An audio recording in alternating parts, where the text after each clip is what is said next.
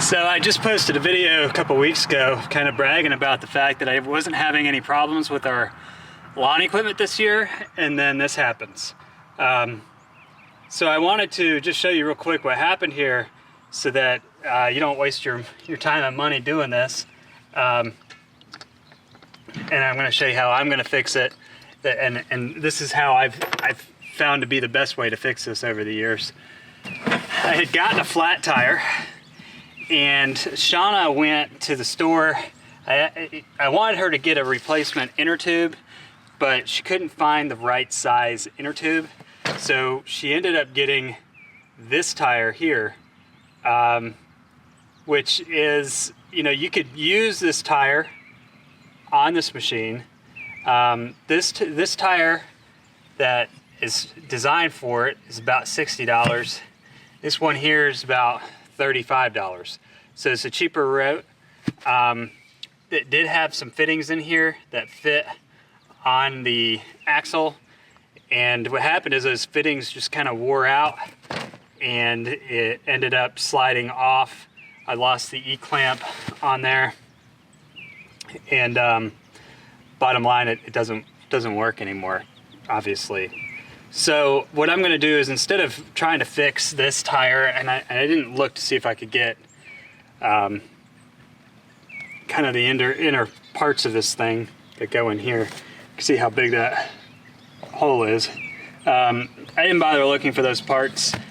What I ended up doing was going to the store, and I got an inner tube for that tire.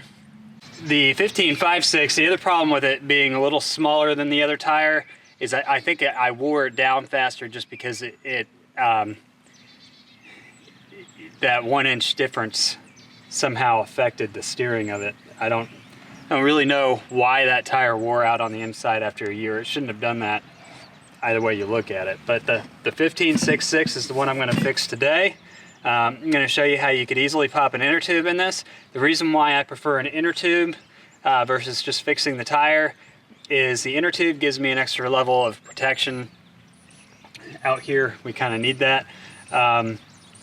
It's easier to repair in the future. I could always just pull out the inner tube and patch it. A lot of times when these tires go flat, they end up coming off the rim. You've got to remount the tire, blow it up, find the hole, then take the tire off, clean it out, patch the hole, put the tire back on. When you have a tube, you can just pull the tube out, put air in it, figure out where the hole is in the inner tube, put a simple rubber patch on it, and throw it back in, and you're back to business. So I'm gonna show you how we put an inner tube in a tubeless tire and put it back on the mower here. I did have to get a new E-clamp for the axle. Those are super cheap, 99 cents for a pack of 2 at Tractor Supply. So if that happens to you and you lose that little clamp on the end there that holds the tire on, it is not a big deal. It's not the end of the world. They sell those clamps at just about any hardware store.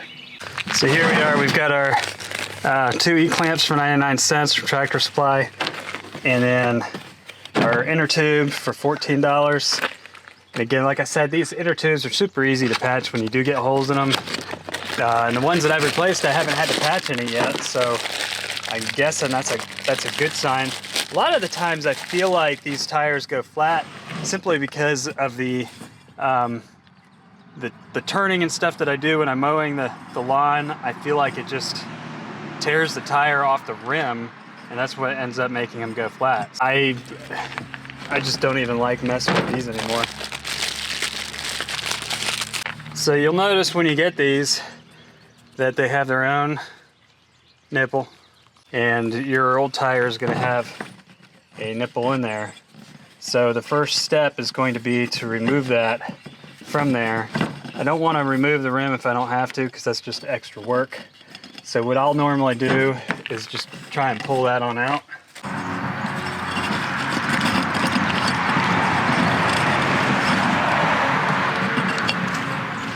Do you happen to recall which wrench or thingy-majigger would work to unscrew the clasps over there? That probably would work. But you're using it. Are you done with it? I've got another one right over there. Thank you. If that doesn't work, we're gonna have to size it up. Okay. pulled that out from the inside. Wasn't that hard to do. Now, get your new inner tube, and you kind of have to work this in around the tire.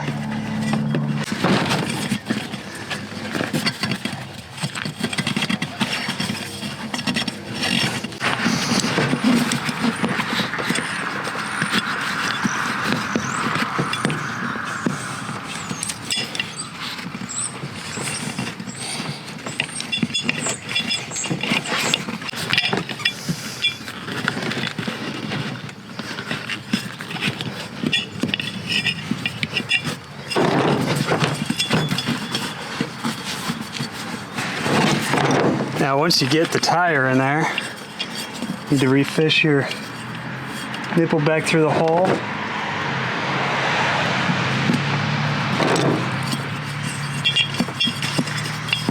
At this point,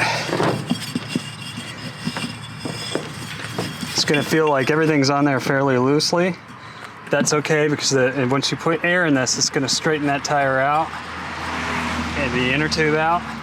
And it'll expand inside and fill this up and reattach the tire to the rim. And again, I did this on the other tires of our riding mower, and I have not had a problem with the inner tube replacement. And again, I like the inner tube replacement because I think it's easier to fix. It's pretty easy for anybody to fish this in there. You don't have to have any knowledge of how to properly fix your rubber tire to the wheel. As this blows out and expands, it's just going to push that tire tight against the rim of this, and everything will be hunky-dory. So I'm going to go ahead and get the air compressor turned on and put some air in the tire. When I put air in this first time, this is going to just push right in there, which is going to be a pain in the butt. So I usually try and grab some pliers of some sort, hold them on there, and then once you get some air in there, it will become easier.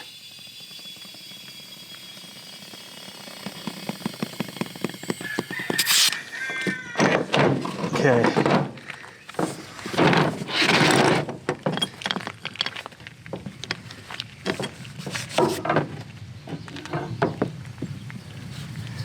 It says max PSI is 14.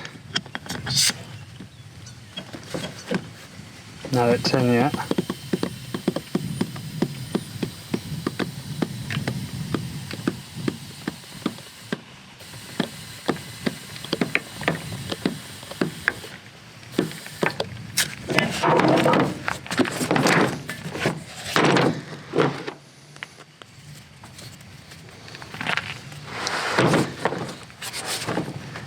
So there we are.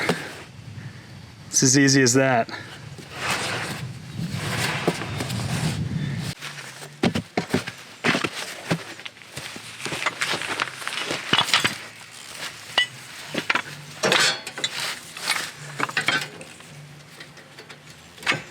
What I'm using here is what they call a farm jack. This is kind of the jack of all trades, so to speak. You could use it on just about anything. The main thing to remember with a farm jack is that it's a fairly unstable jack. So while I can use it to jack up a lot of different things, you have to be very, very careful when you use one of these. You'll see this is about to slip off of what I have it on. Maybe not.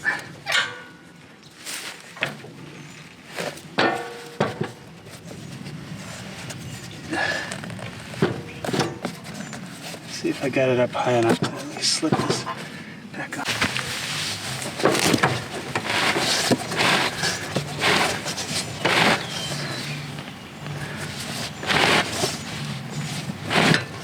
Okay.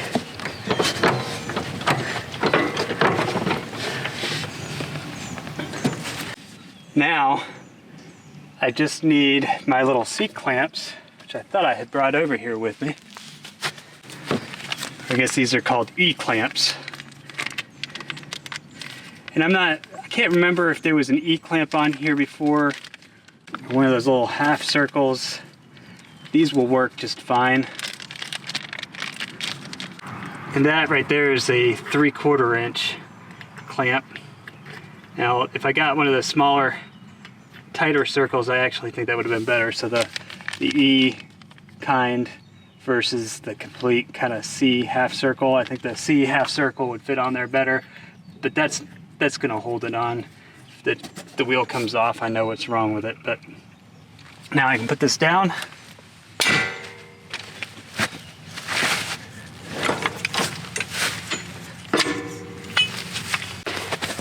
And that right there solved my issue. It was only $13. It's gonna be easier for me to fix next time it goes flat. Anybody can do this. Doesn't take any special knowledge of tire repair. Super easy. I know there's gonna be a lot of people on YouTube, this happens all the time. Somebody's gonna say that's not the right way of doing it. You should have remounted the tire. Our channel is trying to give people ideas on how they can fix things a simple way that most people could do it. This is a simple way that most people can fix their tire. And I think there are a lot of benefits to it. It's worked well for me. That's all I can really say about it. It's a pretty easy thing to do. $60 tire versus $13 inner tube, no brainer.